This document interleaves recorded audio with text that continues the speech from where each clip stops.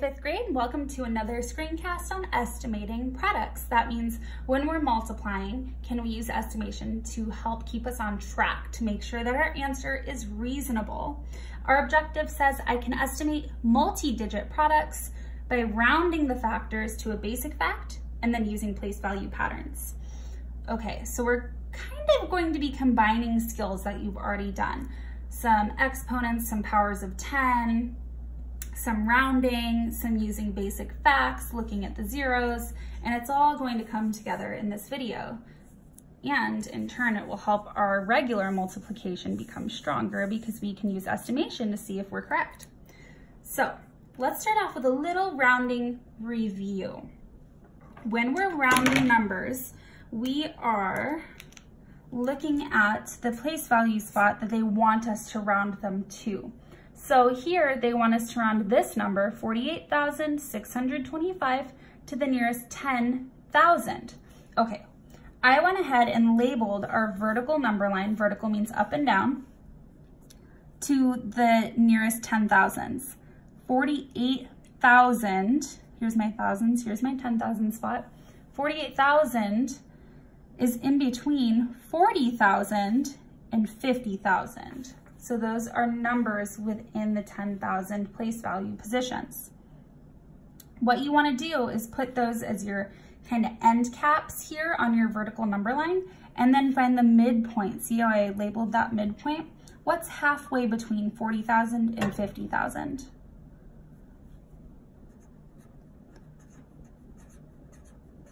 If you were thinking 45,000, you are on the right track. If not, you could have written out 41,000, 42,000, 43,000, 44,000, 45,000, 46,000, 47,000, until you got all the way up to 50,000 and then found which one was in the middle. You could also think of this like 0 and 10, 5 is in the middle. So if I have 40,000, 45,000, and 50,000, where would I put my 48,000? 41, 42, 43, 44, 45, 46, 47. Ooh, you guys, it would go way up here. So when I'm rounding, I want to put it toward the option that's closer. This is much closer to 50,000 than it is to 40,000. So I would round 48,625 to 50,000. And I just show my answer by circling. Let's take that same number, 48,625, and let's try rounding it to the nearest 1,000. And I set up the number lines for us. Remember, this is called a vertical number line because it goes up and down.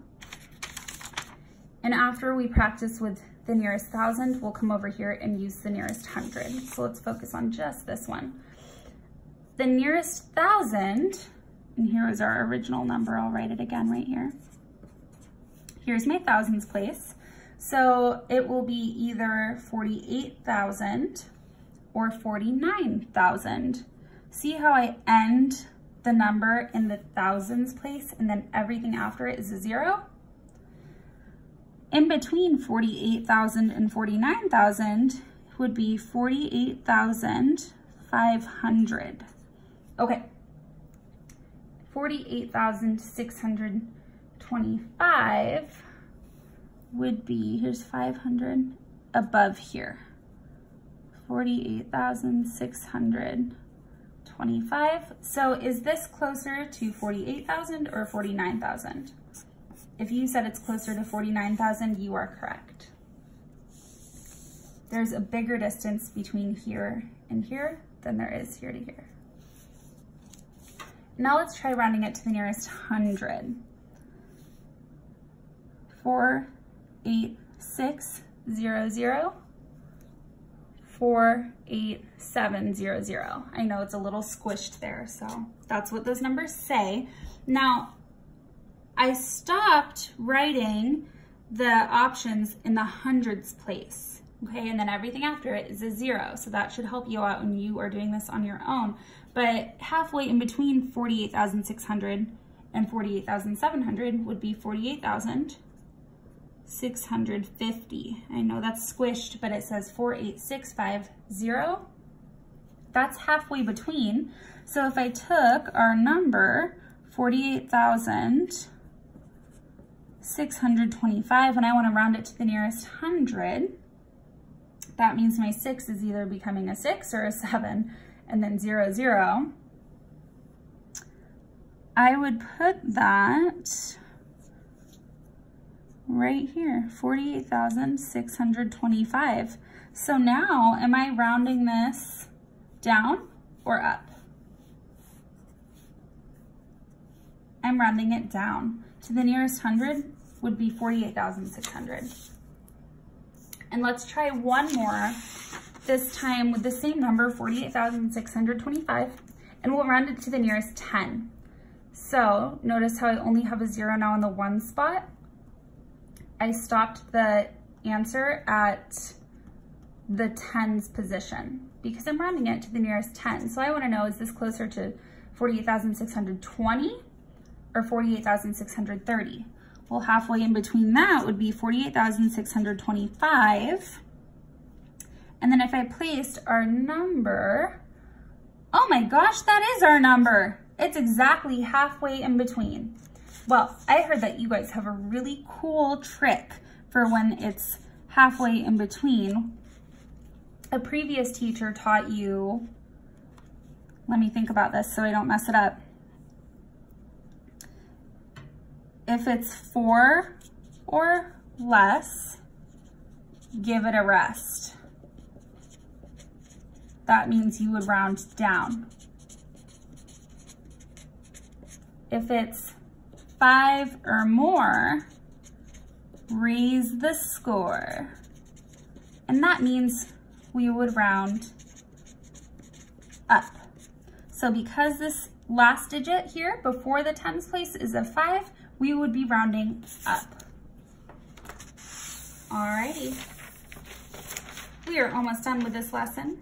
We're gonna have a couple of application problems, like when would we be using this estimation and this rounding to even help us? Because it's not always going to be on number lines. So we have 24 students in E4, that's true. Do all the classrooms at ECFI have exactly 24 students? No, some have more, some have less. If there are 18 classrooms, use estimation to figure out how many students are at ECFI. If we're using estimation, it's not going to be exactly how many students, it's going to be around how many students. So we have 24 students times 18 classrooms. Let's estimate that. I think 20 times 20 would be a little bit easier to work with. Since this was a 4, I rounded down. Since this was an 8, I rounded up. I know 2 times 2 is 4. And then I know there's 1, 2 more zeros. So there are about 400 students. Notice how I used rounding. It was quick rounding. I didn't have to draw out number lines for these. And I also used some place value knowledge so that I could take my tens, multiply them together, and then look at the patterns in the zeros. So that's how we're kind of combining all of our skills. And finally, you might see some problems that look like this. And the directions will say, round the factors to estimate the product.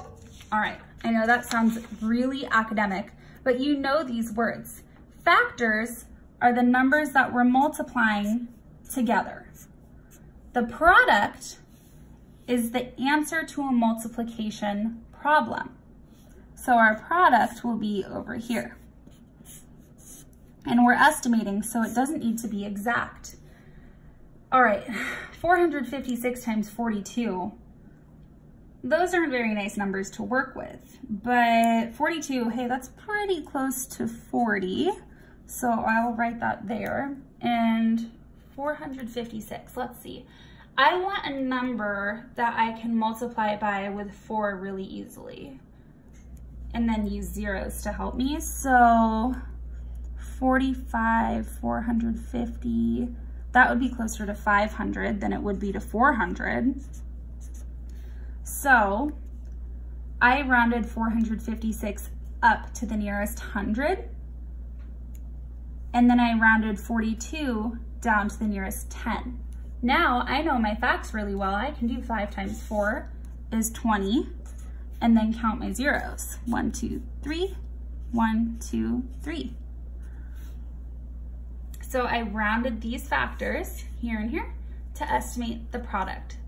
The answer to this multiplication problem will be somewhere around 20,000.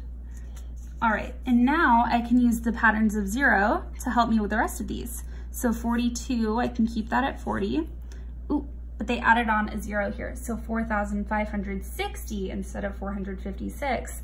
That means I would round up to 5,000. Okay, and 5 times 4 is 20. And this is where we have to start being really careful with our zeros. 1, 2, 3, 4. 1, 2, 3, 4. 2, 3, comma. And then finally, 4,560, I can round that to 5,000 times 420. Ooh, this is the one that they changed. They added a 0 here.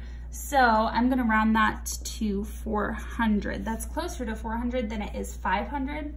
But if I chose 500 instead, it still wouldn't get me very far off because it would just be 5 times 5 is 25 and then count my zeros. So it wouldn't be super far off, but this will get us a little closer to the real answer by rounding a little bit more accurately.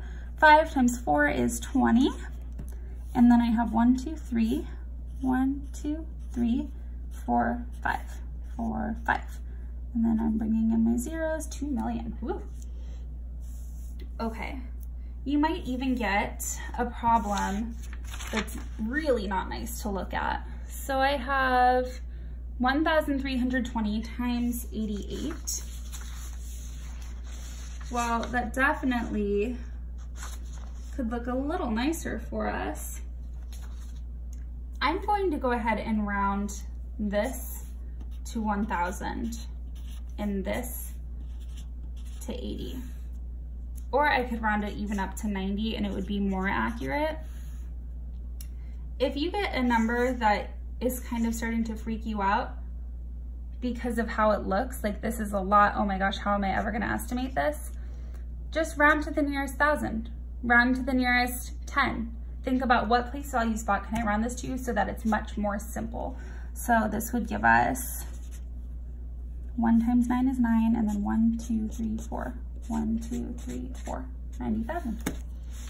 I gave you some little hints and reminders here at the bottom. I know they're all jammed together, but there are 3 main points about what we just did. Try to get to powers of 10 and numbers that are easy to multiply, like we did up here. Your estimate / rounded factors might be a little different than mine. Even if you're working with the people at your table, someone at your table might say, ooh, let's round this to 90, and some might say, let's round this to 80. But your answer shouldn't be very far off. It's all about how accurate and close you can use your rounding skills.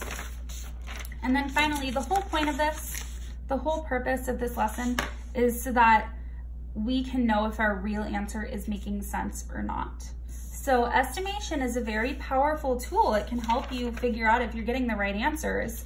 You just have to practice and find those patterns of 0 and use your rounding skills over and over again so that you can be super precise.